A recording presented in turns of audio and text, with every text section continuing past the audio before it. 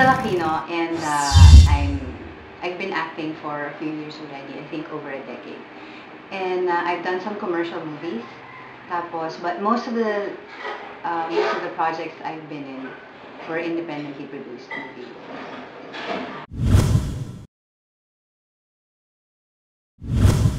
In 1997, I did my very first movie with Raymart Santiago. It was Mumbaki. I think during that time, nagsisimula na yung mga pito-pito, and then nagsisimula na rin yung mga collaboration, or the bigger production houses would have smaller production, parang production outfits. Like Mumbaki was Neo Films, but in collaboration with Viva Films. Like Regal also would have those pito-pito, yung mga projects nila na small budget, and they'd have to finish within 7 to 10 days yung movie, so that it will be, you know, a limited budget. So that's when I think the indie wave started.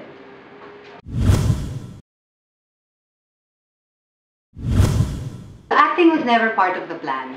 I wanted to be a flight attendant or a broadcast communications. Feeling ko yun, I mean, broadcast reporter, TV reporter. Yun na yung bigger plans ko when I was in school. And then it just happened to me. Actually, modeling happened to me first. Tapos, when I was modeling, my manager, during that time, it was Jeffrey Jitorian. He would prod me to get into acting. Hindi ko alam kung bakit. Sabi ko, I never thought I could be an actor. You know, I didn't even do theater. Those little stage productions in high school and college, I never really participated in. So, I never saw myself as someone who belonged to TV or the movies. And then it just fell on my lap. I started when, yun na nga, yung mga pito-pito. My manager, Direct Jeffrey, was given a big break by Mother Lily. So sabi niya, oh, why don't you be one of my pito-pito directors? One of those projects, Sana Pag-ibig Na, his very first movie, he got a role for me. So he played this, I played alongside, Nida Blanca, ganyan, and another new actor. So as you can see, there was just one big actor, and all of the others were, some of them are even new ones, not known in the industry. So ganun yung mga indie, you know, it will get a main actor or a big one para to siguro carry the whole project with her. After that, a lot of students from UP would contact me and say, hey, we have this film thesis, can you be part of it? I did, I think, about 3 of them. Marami akong ginawang mga student projects, and those students became filmmakers, and that's how it all began.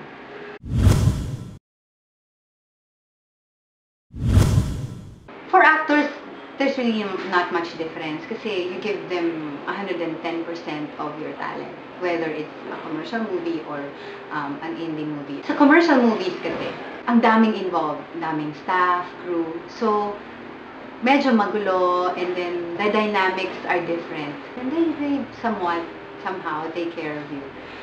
In independently produced movies, the number of people involved is smaller. So, nagmo-multitasking ang mga tao. And these people, parang they really just want to tell their story. And they're so inspired by what they're doing, and so energized by the purpose of what they're doing, na nai-imbibe mo yon. So, the dynamics is different. Iba yung energy, iba yung working relationship ng mga tao. Magkakapareho ng level, the way they treat you is like how they would treat the others also. So, and they really give you so much respect. I'm not saying in commercial movies it's not like that, except that everything's just diluted because it's such a big production. Ang dami-dami masyadong tao.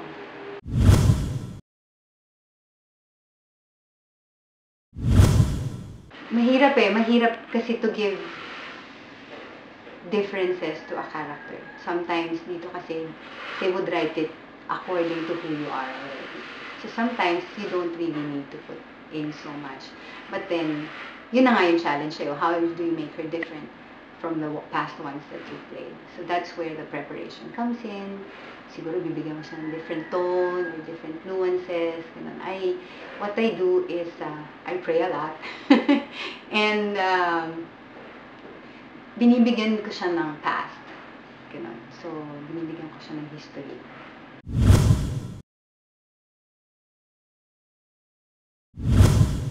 The actors, they actually learn every character, the character that they play, and they have to put a lot of themselves into it, a lot of their thoughts and their own inputs, into the character. It's not, the director will only give you a few points on how he wants you to portray it, how he wants you to deliver the line, but mostly it's really you who will put together your own character. I did a movie with Brillante Mendoza. Yun naman, wala kaming script. We were given, sabi na, you have a role, ganito yung magiging scene, react naturally.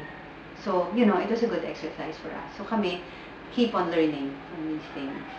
So, my tip would be open. Just be open and open yourself up and be ready to accept any challenge. Take every role as a challenge and take it seriously. Now you're in the know.